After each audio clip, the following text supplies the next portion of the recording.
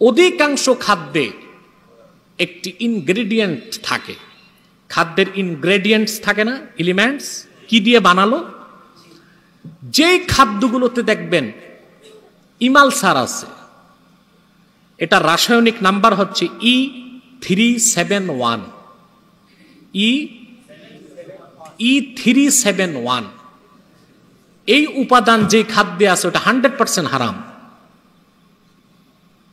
আপনারা অবাক হবেন শুনলে, যত বেভারেজ আছে, কোকাকোলা, ফান্টা, পেপসি, সবগুলোতে E371 দেওয়া আছে। বিজাতিরা সূক্ষ্মভাবে হারাম ঢুকিয়ে দিচ্ছে আপনাদের খাদ্যে। আমরা তো কার্বালিন আর ফরমালিন থেকে, কার্বাইড থেকে বাঁচতেছি, কিন্তু বিজাতি যেভাবে হারাম আমাদের খাদ্যে মিশিয়ে দিচ্ছে, তা থেকে বাঁচার ইচ্ছাও তো আমাদের নাই। ইচ্ছা থাকলে তো বাঁচতে পারি। কথা বলেন। বেভারেজ বাদ দিয়ে যদি লেবু শরবত খান, সব দিক দিয়ে এটা ভালো। কথা বল। ডাবের পানি খান, এর চেয়ে কুদরতি বেভারেজ আর কি হতে পারে? সুবহান। ডাব তো আমদানিরও দরকার নাই, আমরা রপ্তানি করতে পারি। কথা বলেন। বাংলাদেশ ডাব রপ্তানি করে না। রপ্তানি করবে কেমন করে? ডাব রপ্তানির জন্য তো প্রসেস করতে হবে। অবাক হবেন মুসলমান, বাংলাদেশে খাবার দাবারের ক্ষেত্রে যতটুকু আমরা নিরাপদ নেই, অমুসলিম দেশে মুসলমানরা ততোধিক নিরাপদ। কারণ অমুসলিম রাষ্ট্রগুলোতে মুসলমানের জন্য হালাল ফুড আলাদা তৈরি করা হয়। মুসলমানের স্বার্থে অমুসলিমরা এটা করে না, ব্যবসার স্বার্থে করে। কারণ মুসলমান তো হারাম শুনলে খাবে না, এজন্য হালালটা করে। আর যেটা তারা হালাল লিখে দেয় ওটা মনে করবেন 100% হালাল, কারণ তারা আইনকে বিশ্বাস করে। কি করে? আপনারা যারা একটু আধুনিক, তারা KFC খান না? বাংলাদেশের KFC 100% হারাম। এই কথা আমি যখন আগে বলতাম অনেকে বিশ্বাস করতো না, এখন বিশ্বাস করতেছে যে KFC খান, এটা কি? এটা ভাজা মুরগিটা খান, আর কিচ্ছু না। আমেরিকাতে একটা প্রদেশ আছে কেনটাকি, এই KFCর ওয়ার্ড অ্যাব্রিভিয়েশন মিনিং হলো কেনটাকি ফ্রাইড চিকেন। আমেরিকার একটা প্রদেশ হচ্ছে কেনটাকি। ও কেনটাকিতে এক গরিব ব্যবসায়ী কাজ নাই কাম নাই, মুরগি ভেজে ভেজে বিক্রি করা শুরু করছে। ওই ভাজা মুরগি এখন ব্র্যান্ড হয়ে গেছে, ওইটার নাম হয়ে গেছে KFC। মানুষ এটা গুলশান বনানীতে খেতে যায়। বাংলাদেশে এটা অনেক কারণে হারাম। এই মুরগিটা জবাই করা হয় মেশিনে, বিসমিল্লাহির রহমানির রহিম পড়া।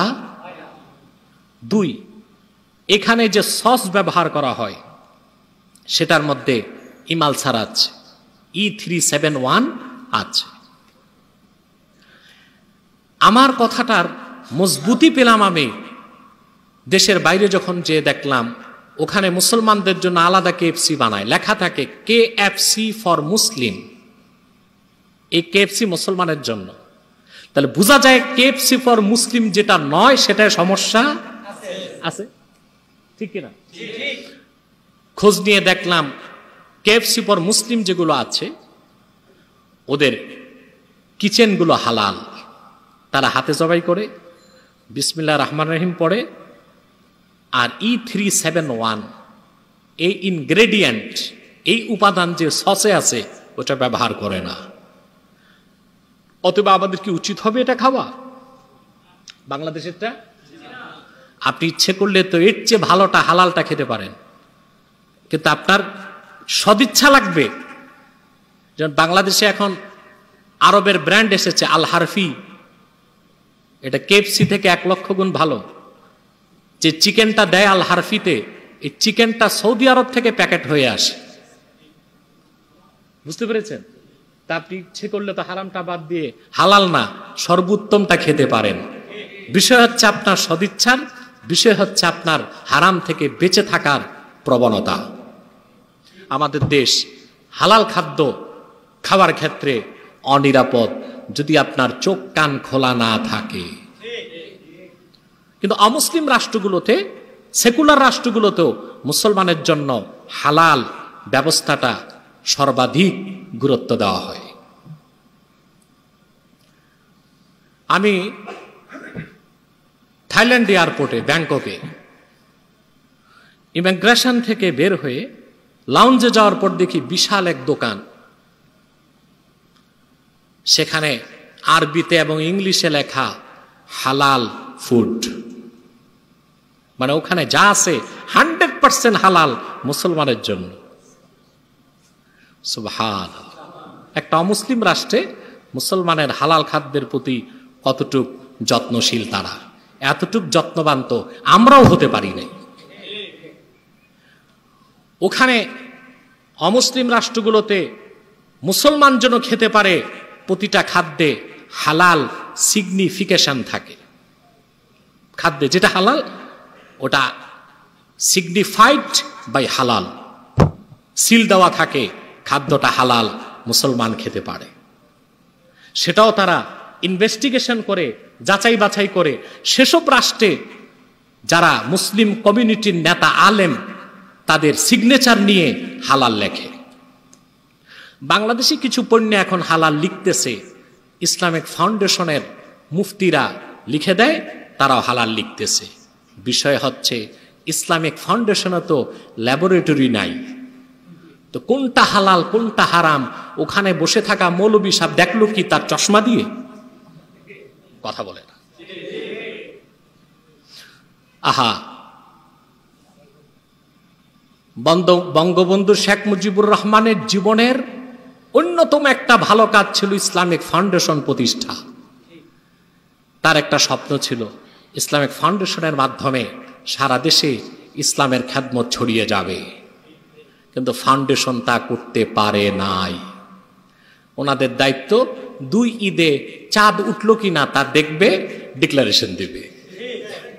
তাও তো গোলমাল পাকায়, গোলমাল পাকায় না। এখন চাঁদ উঠলো কিনা এটার জন্য বরিশাল থেকে তো টেলিফোন আসার দরকার নাই, প্রচুর হেলিকপ্টার বেসরকারি কোম্পানির আছে, ঠিক কিনা? সানসেট, সূর্য ডুবার আগে হেলিকপ্টারে অন্তত 2-3 হাজার ফুট উপরে উঠলেই দেখা যায় চাঁদ উঠছে কিনা।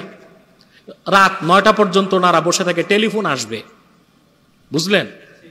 মানুষ বসে থাকে তারাবি পড়বে কি পড়বে না। এই হেলাল কমিটির কাজটা ওনারা নিছে, আরামের কাজটা। ওখানে বসে ইফতার করে রাত 8টা পর্যন্ত চা নাস্তা করে গপগুজারি করে, তারপর ভাল লাগলে ঘোষণা দেয় কালকে ঈদ, নতুবা মনে করে আরেকদিন শপিং মলগুলো খোলা থাক, ব্যবসা চলুক।